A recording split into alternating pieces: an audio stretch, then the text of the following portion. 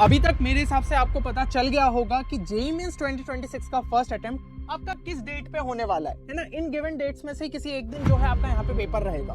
तो जल्दी से सबसे पहले तो कमेंट सेक्शन के अंदर मेंशन कर दो किस दिन जो है आपका पेपर रहने वाला है। क्या फर्स्ट डे फर्स्ट शो देखने को मिलेगा या फिर लास्ट दिन जो है आप तहलका मचाने वाले। अब यहाँ पे कई सारे स्टूडेंट्स के दिमाग में ये चीज आ रही थी और मैं पिछले वीडियो के कमेंट्स में भी देख रहा था कि भैया हमारा पेपर जो है जनवरी 21 को होने वाला है, अब तो पूरी तरीके से हम बर्बाद हो जाएंगे क्योंकि वो ज्यादातर जो है इजी देखने को मिलता है। इस वजह से जो है हाई मार्क्स वर्सेस परसेंटाइल मतलब 230 240 इतने नंबर लाने पड़ेंगे 99 परसेंटाइल के लिए। शायद आपके भी दिमाग में ये चीज आ रही हो। और जो भाई जनवरी 28 वाले हैं वो इस बात से दुखी है कि शायद पेपर जो है सबसे ज्यादा यहाँ पे डिफिकल्ट देखने को मिल जाएगा, तो क्वेश्चंस हम इतने अटेम्प्ट ही नहीं कर पाएंगे।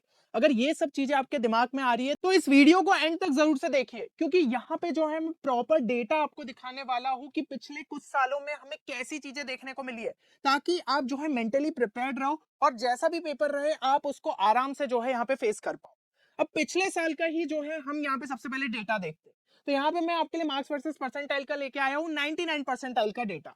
देखो टोटल आपकी 10 शिफ्ट हुई थी और आप देख सकते हो कि हर शिफ्ट में कितने मार्क्स की रिक्वायरमेंट थी फॉर गेटिंग 99 परसेंटाइल। अब यहाँ पे जो है कई सारे अपने को जो है अलग अलग यहाँ पे डेटा दिख रहा है, लेकिन शिफ्ट 6 में आप ऑब्जर्व करेंगे तो 200 मार्क्स की रिक्वायरमेंट थी फॉर गेटिंग 99 परसेंटाइल और शिफ्ट 7 के अंदर 148 मार्क्स पे ही 99 परसेंटाइल बन जा रहे थे।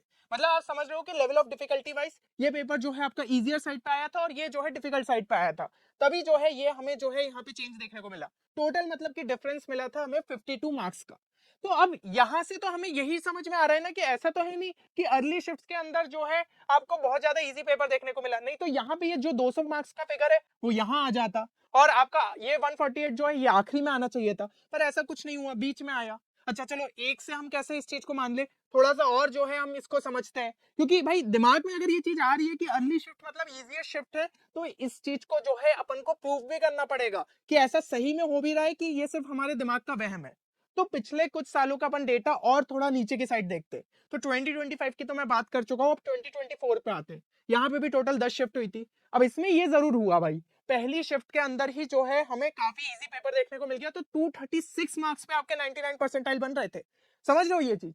और यहाँ पे जो है शिफ्ट 8 में क्या हुआ, यहाँ पे जो है आपका पेपर थोड़ा डिफिकल्ट साइड पे आया तो 151 मार्क्स पे जो है हमारे 99 परसेंटाइल बन रहे थे। तो यहाँ पे ये चीज जो है सही हो गई। लेकिन यार ये भी जो है मैं कहूंगा कि एक रैंडम ही डेटा था कि ऐसा हो गया कि इस शिफ्ट के अंदर हमें जो है काफी इजी पेपर देखने को मिल गया। नहीं तो उससे नीचे अगर हम आए तो फिर जो है आपके इजी यहाँ पे 192 पे यहाँ देखने को मिला था, यहाँ पे 206 पे देखने को मिला था। तो कोई सर्टेनिटी नहीं है कि भाई आपके शुरू के शिफ्ट काफी ज्यादा इजी रहेंगे। और जनरली क्या होता है कि स्टूडेंट्स थोड़े से डरे हुए रहते हैं, तो पेपर अगर आपका काफी इजी भी पूछ लिया जाए तो शायद उतने मार्क्स तक पहुंचता ही नहीं है डेटा। तो आपको जो है बिल्कुल अपने दिमाग से ये चीज निकाल देनी है कि शुरू के पेपर आपके काफी ज्यादा इजी रहेंगे और लास्ट के आपके काफी डिफिकल्ट रहेंगे।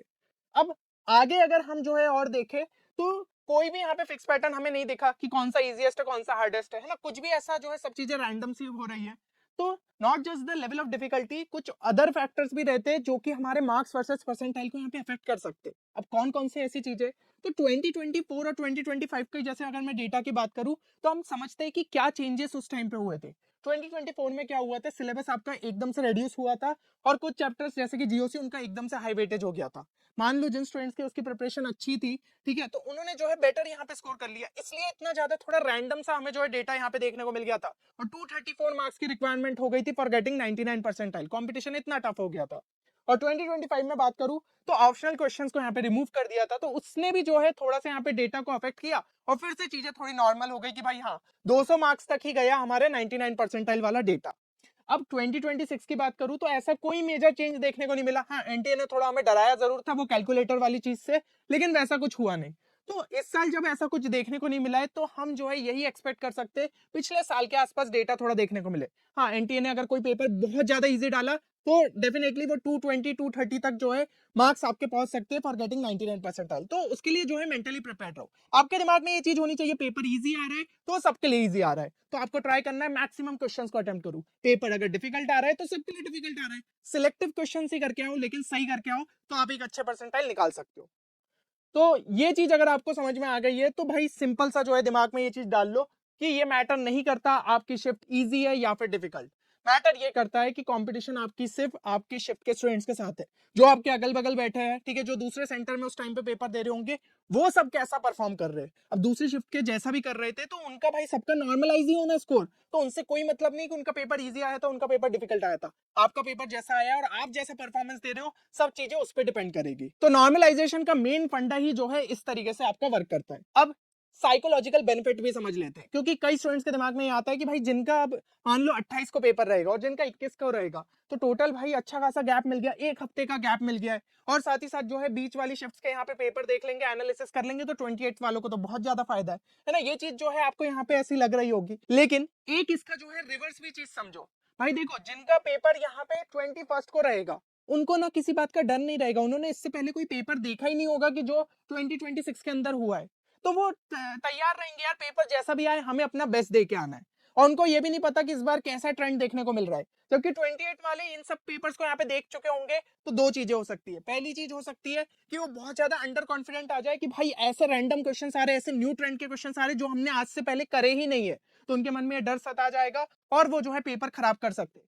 और ये भी हो सकता है कि वो ओवर कॉन्फिडेंट हो जाए, यार उनका पेपर तो बहुत इजी आया था, तो मैं आराम से जो है उस पेपर में अगर मैं 220 230 ला रहा हूँ तो अपने में तो मैं और ज्यादा ले आऊंगा। तो ये होता है ओवर कॉन्फिडेंस, और इस वजह से जितना पोटेंशियल पे परफॉर्म कर सकते थे उससे कम करोगे। तो मैं यही कहूंगा भाई, न्यूट्रल रहना है हमें, कैसी भी सिचुएशन रहे। तो साइकोलॉजिकल बेनिफिट दोनों ही टाइप के स्टूडेंट्स को यहाँ पे मिलने वाला है, ऐसा नहीं कि सिर्फ एक टाइप के स्टूडेंट्स को मिलेगा। और ये जो आप गैप की बात कर रहे हो ना कि ये भाई एक हफ्ते का गैप मिल रहा है, तो पहली चीज बता दूं, 95% स्टूडेंट्स की जो प्रिपरेशन है वो इससे ज्यादा अफेक्ट नहीं होगी। ये 3-4 दिन या फिर एक हफ्ते में क्या चीजें कर लेते हो, हाँ 2-3 मॉक टेस्ट ज्यादा दे लोगे, उससे ज्यादा कुछ और नहीं कर पाओगे, ठीक है ना। बाकी वेटेज और लेवल ऑफ डिफिकल्टी जो है वो कभी भी फिक्स नहीं रहती है, किसी पेपर में ज्यादा आ सकती है, किसी में कम आ सकती है, तो ये तो थोड़ा लक बेस्ड रहेगी चीजें, तो उसको लेकर हमें पहले से ही यहाँ पे परेशान नहीं होना है। अब देखो, लास्ट टाइम पे जो सबसे ज्यादा तुम्हारे लिए इंपॉर्टेंट है वो ये है कि एनटीए ने पिछले सालों में ऐसे कौन से जो है टॉपिक से सबसे ज्यादा क्वेश्चन पूछे, उनको जो है अच्छे से रिवाइज करो। लेकिन अब तुम्हारे पास टाइम नहीं है कि तुम क्या सभी पीवाईक्यूज को बैठ के एनालाइज करोगे, तो स्ट्रेस लेने की जरूरत नहीं है, क्योंकि यहाँ पे मैंने पीसीएम के 40 सबसे ज्यादा जो है मोस्ट इंपॉर्टेंट टॉपिक्स तुम्हारे लिए ढूंढ दिए, जैसे कि यहाँ पे तुम देख भी सकते हो। तो ऐसे करके मैंने प्रॉपर जो है उसकी लिस्ट बना दी है, जो कि इस वीडियो में तुम्हें मिल जाएगा। तो इसकी लिंक कमेंट सेक्शन में मिल जाएगी, जाके जरूर से उसको चेक करो, क्योंकि फिर मत कहना कि यार सब चीजें तुम्हारे पास थी फिर भी तुम देख के नहीं गए। मैं तुम्हें लिख के देता हूँ, इसमें से काफी सारे टॉपिक से जो है यहाँ पे क्वेश्चंस रिपीट होने वाले, और तुम्हें इनको लास्ट टाइम पे अच्छे तरीके से देख लेना चाहिए। बाकी वीडियो पसंद आया है तो यार इसको लाइक जरूर करना। और देखो, अगर तुम पूरी तरीके से प्रिपेयर्ड हो तो कोई भी चीज तुम्हें एक अच्छे परसेंटाइल लाने से रोक नहीं सकती। जिन स्टूडेंट्स के यहाँ पे 99 100 परसेंटाइल आने वाले, उनको फर्क नहीं पड़ता कि पेपर किस लेवल पे पूछा जाएगा, वो हर चीज के लिए मेंटली प्रिपेयर्ड है। तो तुम्हें भी जो है टॉपर के ही माइंडसेट से यहाँ पे काम करना पड़ेगा, तभी एक अच्छे परसेंटाइल तुम्हारे पेपर में यहाँ पे बन सकता है। बाकी जो भी तुम्हारे यहाँ पे फर्स्ट अटेम्प्ट की डेट है कमेंट सेक्शन में जरूर से मेंशन करना। मिलते हैं नेक्स्ट वीडियो में, तब तक के लिए take care and good bye.